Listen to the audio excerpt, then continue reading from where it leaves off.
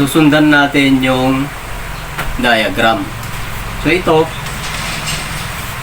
sa battery, ito yung positive niya, yung may kanal dito as a sign. Dito yung connector niya, positive. Dito naman sa kabila is yung negative. So gagamit tayo ng battery holder, no? So magkabilaan. So yung gagawin natin dito is parang susundan lang natin dito sa first na row. Okay? So 3.2. So ito kagaya nito, positive ito. Positive. So ilalagay natin dito. So taas muna natin yung positive nasa taas. Okay? Ayan, sa baba yung negative natin. Yan, baliktad. So yan, papasok na. Ayan. Positive, negative sa baba para magkalapit lang ito. Yung isang baterya natin, yung positive niya ilalagay na natin sa baba. So negative na yung nasa taas niya. And then ganun din yung susunod. Since negative ito, para magkalapit yung dugtungan mamaya, ilagay na natin dito sa tabi ng negative. Yan. So para yung series, parang series siya pag ganun lang, connection. Yan. Yan. And then yung next na kuan natin, positive ito, dapat malapit siya sa negative. Yan, negative ito. Yan, papasok dito. So, ayan, yung first set natin, no? So, positive, negative, tapos, yan, positive, tapos, negative, positive, negative, positive, negative. So, ito na yung dulo. So, ito yung isa, tapos yan yung isa, yan, positive, yan, negative yon, yon. So, pagdugtungin lang ng gamit ng mga connectors natin, no? So, paano ba gawin yung pagdugtong? So, mayroon tayong connector dito. So, positive, negative, ganun mamaya. Yan. So, next line, yung ikalawa naman, yan. Tapos na natin ito. Yan, tapos na natin yan. So, susunod naman natin yung setup nito. Yan. So, ganun din guys. Tularan lang natin kung ano yung ginawa natin diyan. Yan na yung susunod at saka yung ikatlo. So, positive. Ayan. Yan, madali lang ito guys. Positive. And then yan. So susundan lang natin yung ginawa natin na nauna. Yan. Ito naman yung second na series natin na battery. Series na battery yan. Yan. So yung last, ganun din. Ayan. And then negative taas, and then positive sa taas, and then negative sa taas. Yan. So nakuha na natin yung kwan guys. Ito yung pagkakasunod-sunod niyan. Okay.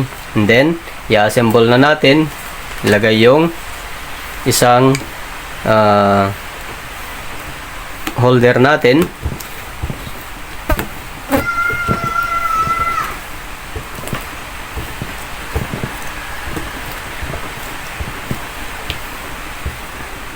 Okay.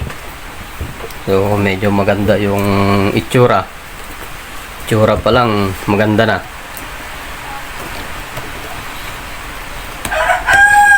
Tingnan natin kung maganda rin yung performance ng baterya na ito. Nabili ko yan sa online. 110 yung isa. So may 12 pieces ito. Guys, kaya mahigit 1,000 ito. Pero paano kaya yung performance nito? Okay, so gawin na natin yung pagka-connecta ng bawat baterya. So yung first line natin, gawin na muna natin para masundan. Okay, so gamit nito. So yan, walang connector dito sa positive. Tapos sa likod niyan, negative. Okay, negative. At saka positive na ito. So ito yung magka-connecta. Okay?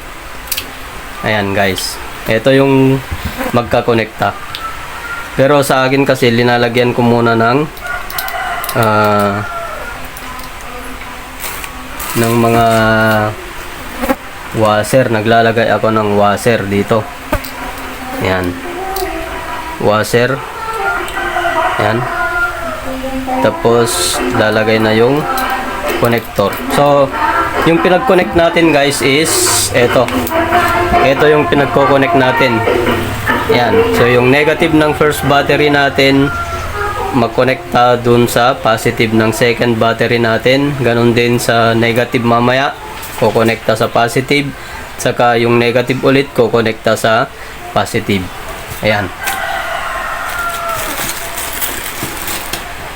Yan, lalagyan na natin ng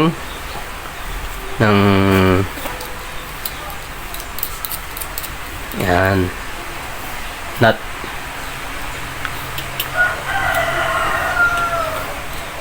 Maghigpit tayo mamaya.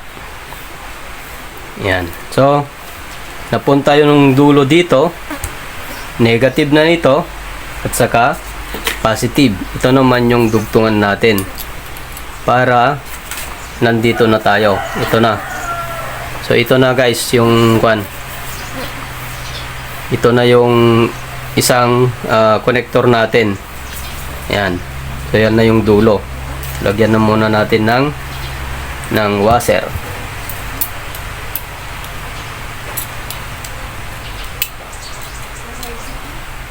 Yan. And then ilagay yung connector natin. And then tornilyo. Mapapansin nyo yung walang connector dito sa kabila guys, kasi ito yung magsaserve as our positive. Ito. Ayan. So next, ilalagay naman natin yung connector dito. So sa kabilang bangir naman to guys. Kabilang bangir, yan o. Ayan. So lalagyan ng washer. And then sa kabila, and then yung connector. Okay, so pag napapansin nyo ito guys, walang connector dito. Okay, walang dugtong dito kagaya nyan, kagaya sa diagram natin. So dapat salitan yan kasi series yung ginagawa natin.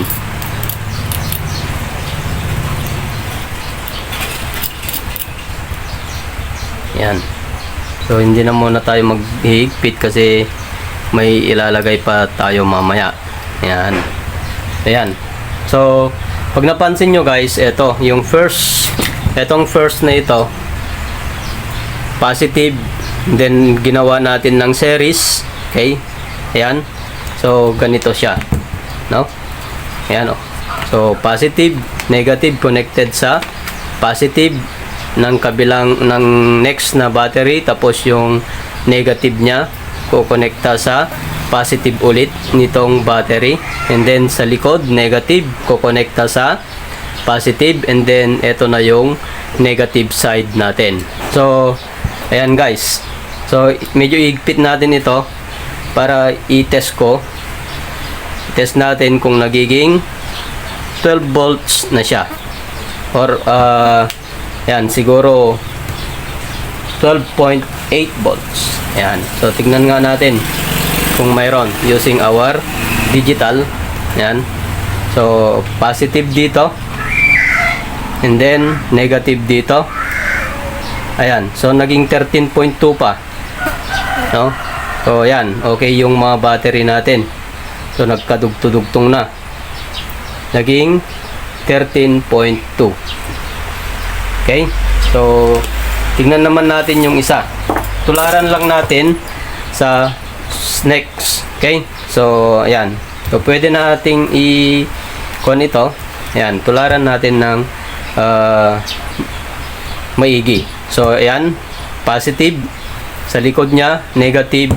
So, idugtong natin yung dalawa. Pagdugtungin. Okay? And then, lalagyan ng connector. So, may thread na yan. And then, lagyan natin ng nut.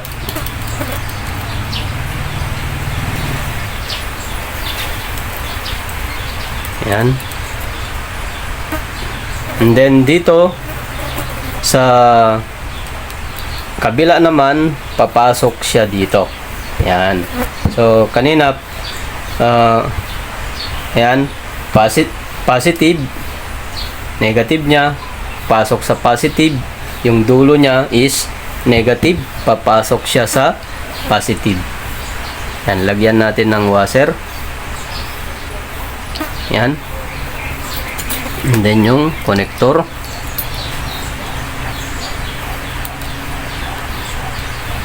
So, itong video na ito is para sa mga baguhan lamang, yung mga maraming or eksperto na siya dyan. So, ito naman yung pagkagawa ko. Okay, pare-pareho lang naman tayo sa mga yung mga gumagawa na ng mga baterya dyan.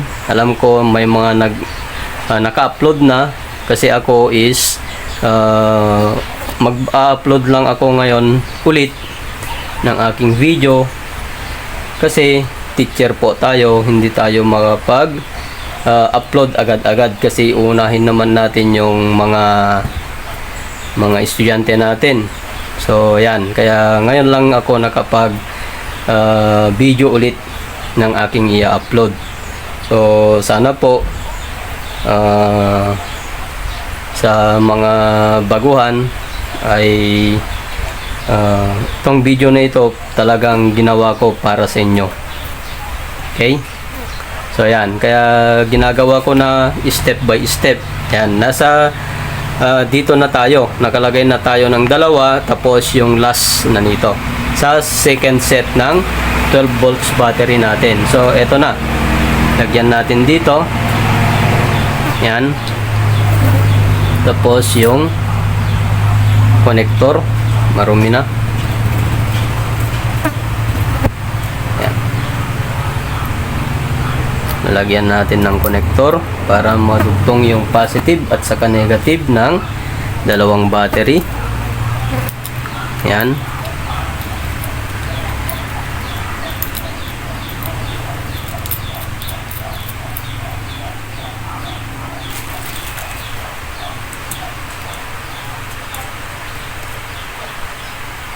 Yan.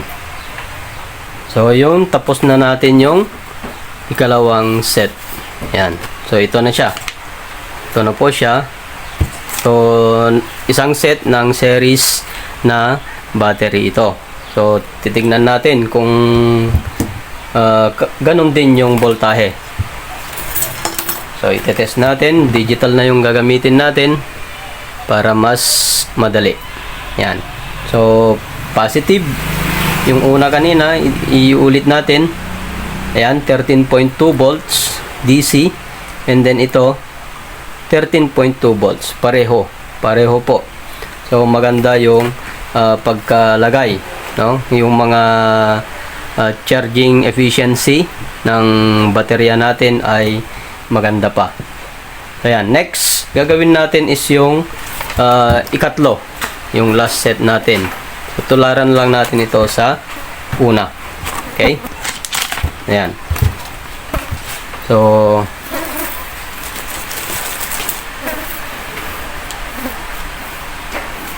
yan, yung positive niya sa likod, negative. Yan, dugtong natin sa positive ng kabilang bangir na baterya. Diba? Yan. Walang connector. Sorry. Dugtong natin yung kabilang bangir. Yan, yung magkabilaan. Yan. And then, lagyan natin ng nut. Okay? So, sa kabila, no? Yan. So, dito naman, sa kabila. Yan. So, malapit na nating matapos yung setup natin sa baterya natin. Para makita natin, kasi naglagay na ako dyan ng gagamitin ko para sa solar. Sayang naman yung araw, yung init ng araw. Yan. Yan. Para tipid-tipid din pag may time. Kasi mahal yung kuryente ngayon, kaya gagawa tayo ng solar setup natin para sa ganun makapag tipid-tipid din tayo. Tipid-tipid pag may time. Yan, tutorial to, kaya dahan-dahanin natin. Yan, sa mga baguhan. Para sa mga baguhan lang po ito, pasintabi na lang po sa mga magagaling na dyan. Para maturuan din natin yung mga may gustong mag-aral kung paano maglagay ng or mag-connect ng baterya gamit ng LiFePO4 na 3.2 volts. Okay, so yan. And then, tapos na. Tignan natin yung tatlong set. Yan. Higpitan natin konti. Malapit nang matapos. Yan. So yan. Then, test natin. Ulitin natin sa taas. Yan. So, yung battery po natin. Yan yung battery natin. Tapos, hindi na nakikita. Dito na lang sa kabila. Yun. Yan. So, positive, negative, 13.2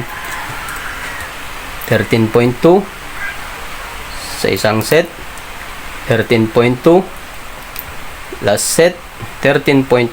Okay, so ganito lang naman yung ginagawa natin sa series. Yan, tatlong series pa lang ito. Wala pang parallel, no? So para magiging series parallel, ito na yung gagawin natin.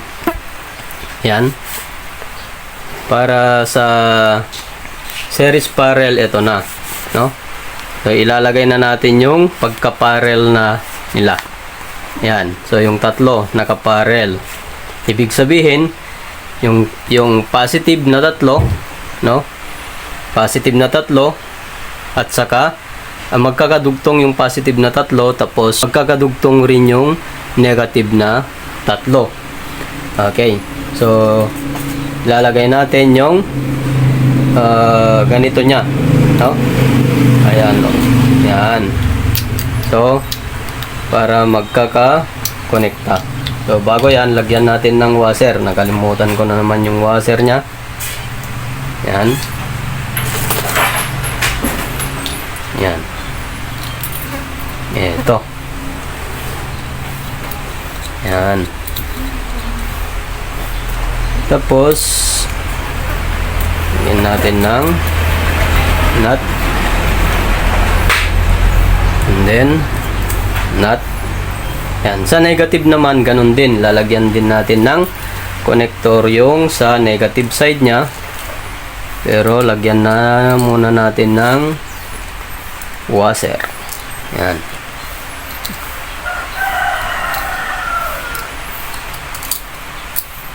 And then, lagyan ng nut.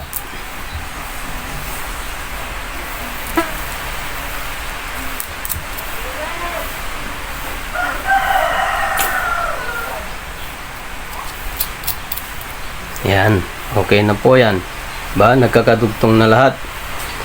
Yan. So, ilagay natin yung tester natin para ma-test natin yung voltahe. Yan. Kahit isa ng parte na lang. Positive, negative. Yan. 13.2 pa rin kasi parallel nga 13.2, 13.2, 13.2. Pag nagkakaparel ang 13.2 still 13.2 pero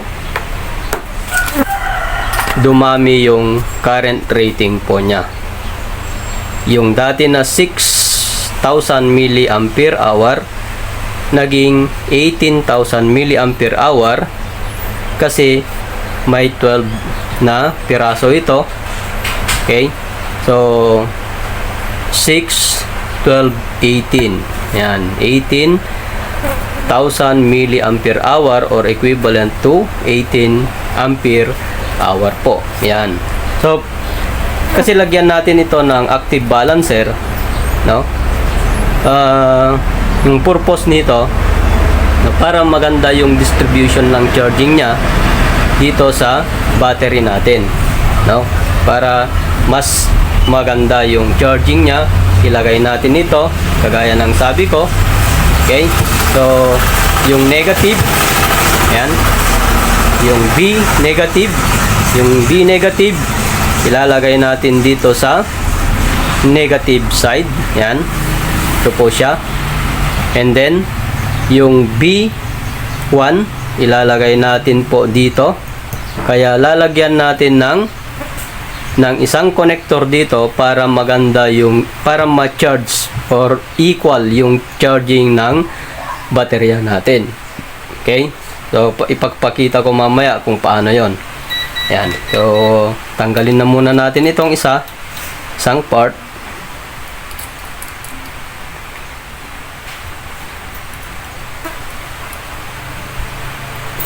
Ito, lalagyan natin ng ganito. Yan.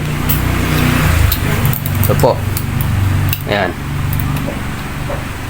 Tapos, ibalik yung lock. Ayan. Ayan. Saka, ayan. So, para magiging, ito is parang nagiging, kuha na po siya,